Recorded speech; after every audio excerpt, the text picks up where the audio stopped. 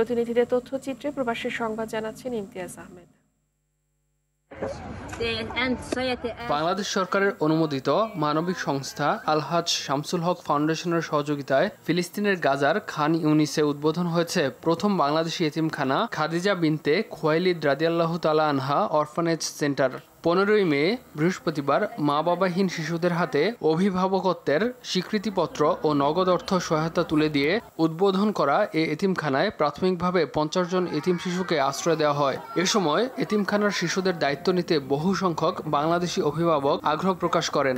ইসরায়েলের বর্বর হামলায় যুদ্ধবিধ্বস্ত অঞ্চলটিতে এতিম শিশুদের জন্য স্থায়ী আশ্রয় ও পুনর্বাসনের লক্ষ্যেই এমন মহতী উদ্যোগ গ্রহণ করা হয়েছে জানান সংস্থার চেয়ারম্যান প্রকৌশলী মোহাম্মদ নাসির উদ্দিন। দীর্ঘদিনের স্বপ্ন গাজার অসহায় এতিম যে বাচ্চাগুলো রয়েছে ওদের জন্য একটা এতিমখানা শুরু করব।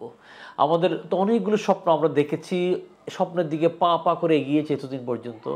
আজকে সেই কাঙ্ক্ষিত এতিমখানা শুরু হচ্ছে গাজায়, খান ইউনিস আল মাওয়াসিতে। আমি একটু দেখাবো, আজকে সরাসরি ভিডিও কলে যুক্ত করব আমাদের সেই ছোটোখাটো ভাঙা ছোড়া যে ঘর, আসলে তো এর চেয়ে বেশি আশা করা যাবে না। সেখানে সকল এতিম বাচ্চারা সমবেত হয়েছে, ওদেরকে আপনারা সরাসরি ভিডিওতে দেখবেন। এবং আমরা ইতিমধ্যে যে আহ্বান করেছিলাম এই এতিমদের গার্ডিয়ান করার দায়িত্ব নিতে চান, অসংখ্য মানুষ আমাদের কাছে আবেদন করেছে।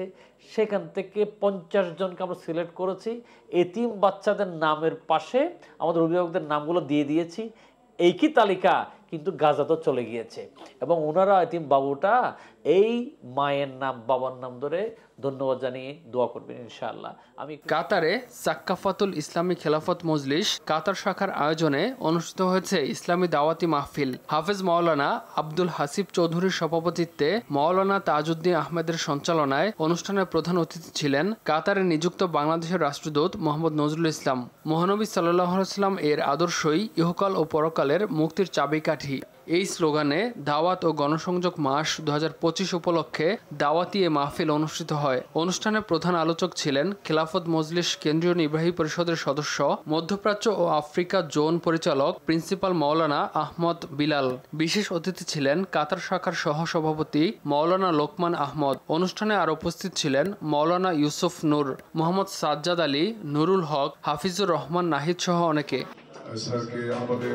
চলতি বছর বাংলাদেশ থেকে আগত সরকারি বেসরকারি ব্যবস্থাপনায় পবিত্র হজ পালন করা হাজিদের সেবার মান বৃদ্ধিতে মক্কা হজ অফিসে অনুষ্ঠিত হয়েছে হজ ব্যবস্থাপনা কমিটির এক বিশেষ প্রস্তুতি সভা। হজ কাউন্সিলর মোহাম্মদ জহিরুল ইসলামের উপস্থিতিতে হজ ব্যবস্থাপনার অতিরিক্ত সচিব মোহাম্মদ মতিউল ইসলামের সভাপতিত্বে আয়োজিত সভায় প্রধান অতিথি ছিলেন Jeddah consul general Mia Mohammad Mainul কবির। হাজিদের সেবা প্রদানের গুরুত্বপূর্ণ বিভিন্ন বিষয়ে প্রশাসনিক ও হজ সহায়তাকারী দল, হারানো লাগেজ উদ্ধার, মেডিকেল টিমের চিকিৎসা সেবা সংক্রান্ত হজ কর্মী, হজ গাইড ও মুআল্লিমদের বিভিন্ন দিক নির্দেশনা প্রদান করা হয়। এ সময় হজ অফিসের সকল কর্মকর্তা কর্মচারী সহ হজ ব্যবস্থাপনার সাথে সংশ্লিষ্টরা উপস্থিত ছিলেন। ইমতিয়াজ আহমেদ, RTV।